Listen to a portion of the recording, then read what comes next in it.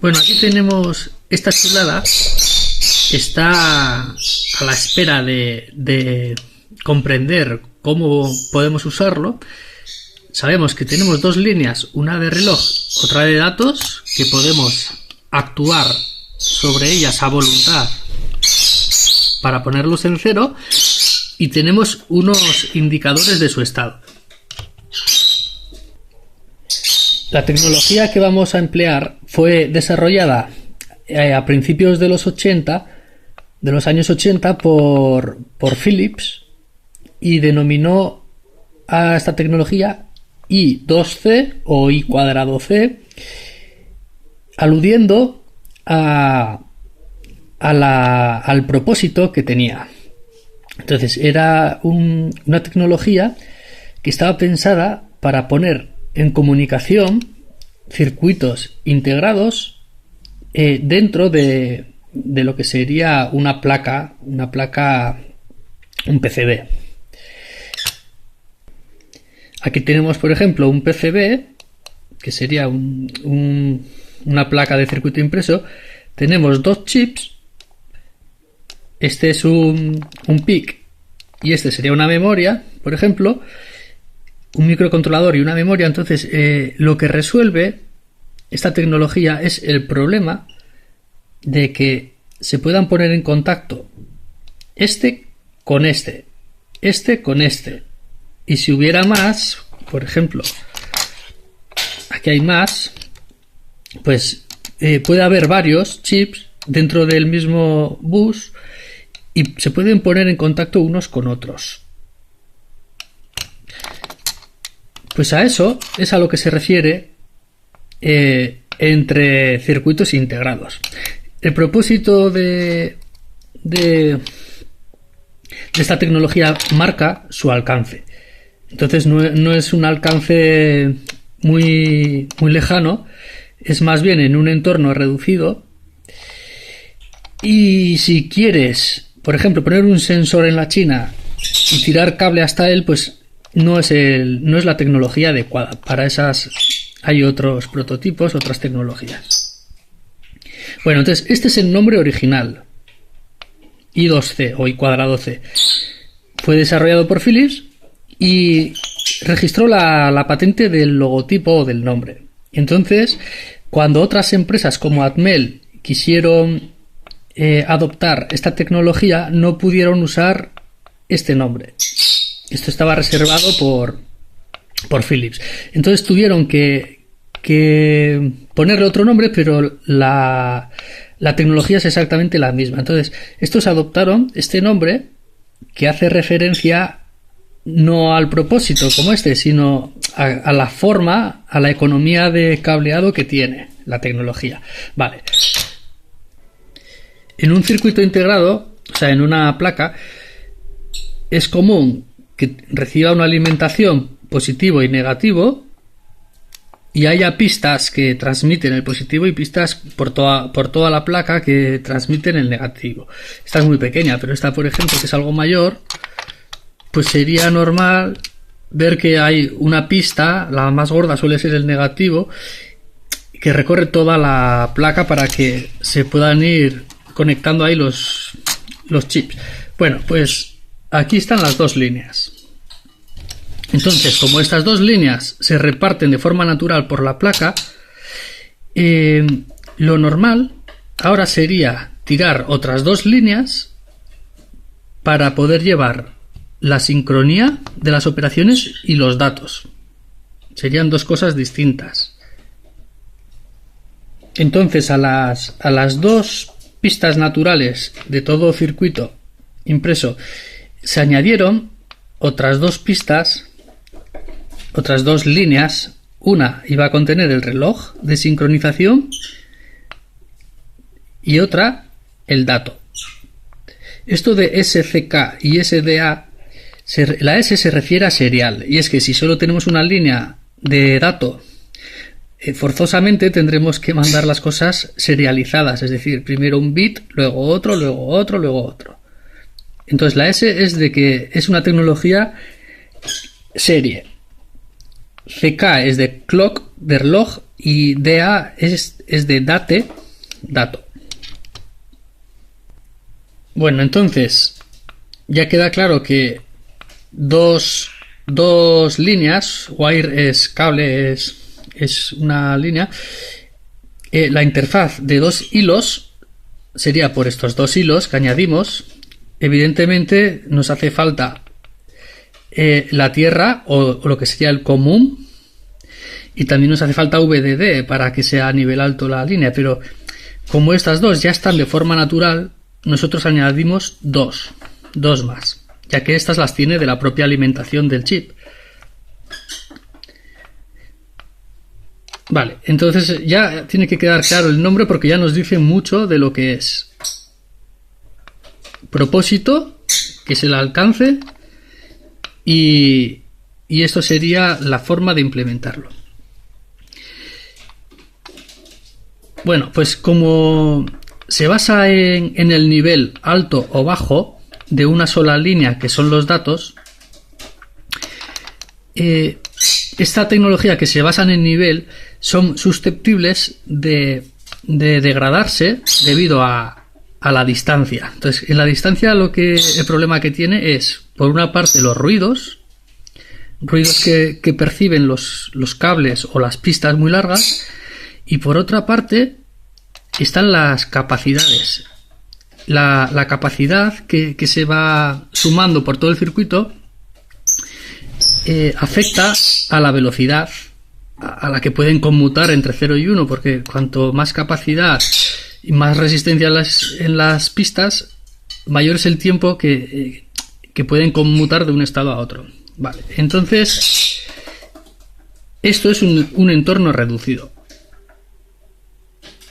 Si quisieras hacer con esta tecnología algunos metros, porque esto está pensado para un entorno pequeño, son placas, pueden estar ya soldados, o incluso puede ser que tú conectas un dispositivo nuevo, lo conectas momentáneamente, por ejemplo, puede iniciar un diálogo para configurar y después sacarlo, eso es perfectamente posible, o también puede alcanzar con cables unos pocos pies, unos pocos metros, y siempre asegurando el blindaje de los cables para, bueno, entonces hay que tener claro qué es lo que podemos hacer con la tecnología. El bus queda entonces definido como esta pareja de líneas. Esto sería el bus, y aquí se irían conectando todos los dispositivos que desean formar parte del bus. Aquí representamos en lo que serían las funciones, un bloque de funciones de un dispositivo y sobre una sola línea. O sea, esto es solo para entender qué es lo que ocurre con cada línea una vez que se conecta a un dispositivo. Pues aquí tenemos un dispositivo, esto representaría pues este chip, por ejemplo, y vemos que puede hacer sobre una línea, sobre una de las dos, puede hacer solo dos cosas. Puede leer el estado de la línea sin interferir en el propio estado de la línea, solo quiere evaluar si es estado alto o estado bajo. Y otra cosa que puede hacer es actuar sobre la línea. Entonces, el esquema funcional sería un interruptor. La línea, cuando este interruptor se encuentra abierto, está llevada a 1 a través de esta resistencia. Esta resistencia nos lleva esta línea a estado alto. Lo único que puede hacer el chip es internamente gobernar este interruptor, cerrarlo, con lo que el 0 va directo a la línea. No se produce cortocircuito entre estas dos gracias a la resistencia. Lo que has conseguido entonces es poner la línea a 0. Y cuando no actúas, la línea se queda en 1. Podríamos retirar este dispositivo, lo podríamos retirar, que la línea seguiría al 1 de forma pasiva gracias a esta resistencia. Entonces, no tiene control el dispositivo de ninguna manera para llevar la línea a 1. Lo único que puede hacer realmente es llevar la línea a 0. Simplemente. La línea A1 adopta naturalmente ese valor, si no hay un interruptor cerrado. En el momento que conectamos varios dispositivos, aquí solo nos centramos en la función de actuación que tiene cada dispositivo sobre una línea, y veremos que cuando todos están abiertos, la línea está a 1. Cuando este cierra, se pone a 0, sin importar lo que hacen estos. Y vemos que estos dos no tienen manera de forzar el valor 1, no tienen manera de hacerlo. Lo único que podrían hacer es también cerrarse y poner la línea 0, que ya se encontraba en 0 por este interruptor. Vale, eso se llama función y cableada, porque en el fondo esta línea detecta cualquier 0, o sea, cualquier conexión directa a tierra. Con que haya una, que podrían estar las 3, pero no importa, con que haya una, esto se pone a 0. Función y cableada. La manera que tiene un dispositivo, la manera que tiene de querer poner esto a 1 es abriendo el interruptor. O sea, si abre el interruptor, él confía que si esta línea se encontraba a 0 gracias a él, a que lo tenía cerrado, confía en que si lo abre, la línea se va a poner a 1. Si ve que no es así, porque aquí falta la línea de lectura, pero si lee que no hay un 1 después de que él ha abierto el interruptor, sabe de forma segura que otro dispositivo está pisando esta línea, está llevándola a tierra por otro camino.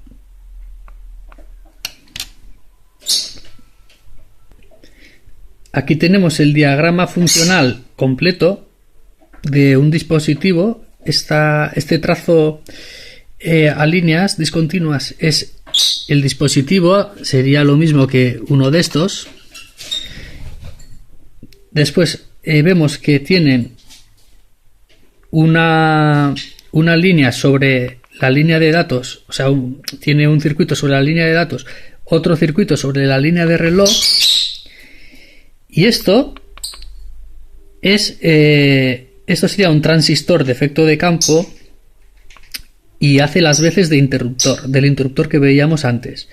Y esto es un buffer se llama de disparador trigger o Smith trigger, o sea, de disparador Smith o Smith trigger, y lo que hace es leer el estado de la línea, y además tiene buena inmunidad al ruido. Este es el símbolo de Smith trigger.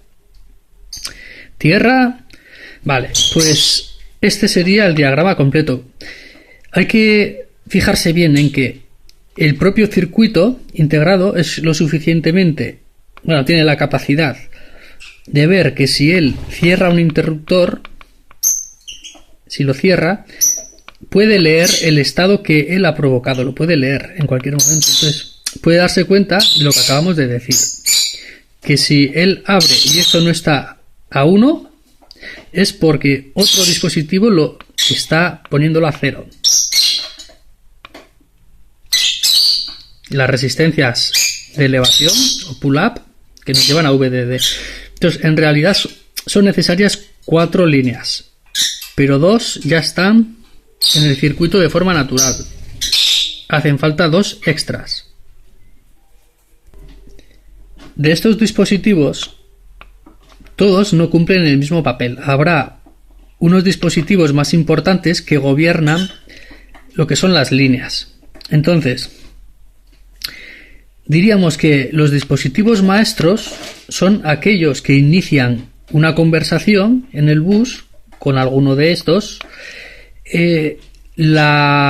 gobiernan los momentos en los que, gobierna lo que sería la línea de reloj, la línea de sincronización, y además tiene la capacidad de terminar el diálogo en cualquier momento. Al diálogo en realidad se le llama transferencia de datos, o sea, inicia una transferencia, la gobierna y la finaliza. A los dispositivos que simplemente se dedican a escuchar lo que el maestro les va diciendo, se les denomina esclavos. Un esclavo no decide ni el inicio ni el final de la conversación. Por otra parte, hay que diferenciar entre receptor y emisor. Un receptor es aquel que está recibiendo datos porque otro dispositivo los escribe, y un emisor es el que escribe.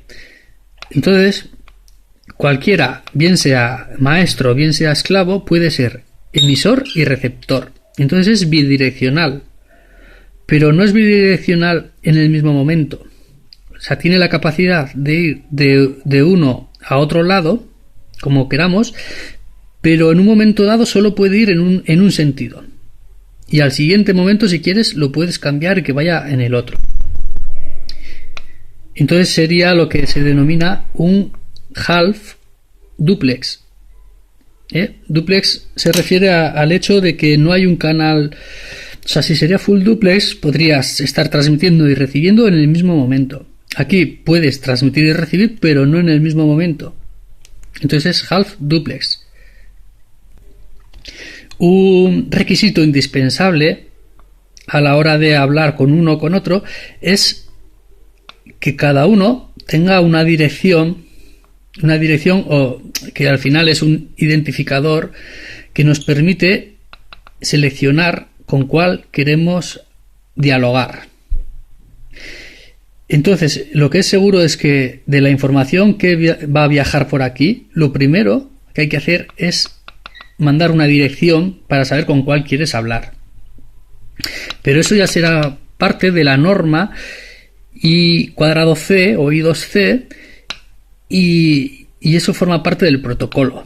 Entonces el protocolo ya nos va a hablar de cómo van a ser las transferencias, cómo se inicia una conversación, cómo se ajustan los tiempos, cómo si dos quieren ejercer el papel de maestro, porque no lo he dicho, pero solo puede haber un maestro en un momento dado que está dirigiendo una conversación, pero podría haber en el bus varios dispositivos que tienen la capacidad de ser maestros, o sea, de dirigir la conversación. Entonces, tiene que haber mecanismos para decidir cuál de ellos toma el control. Solo puede tener el control un máster en un momento dado. Pues eso será lo que vamos a ver en el protocolo I2C.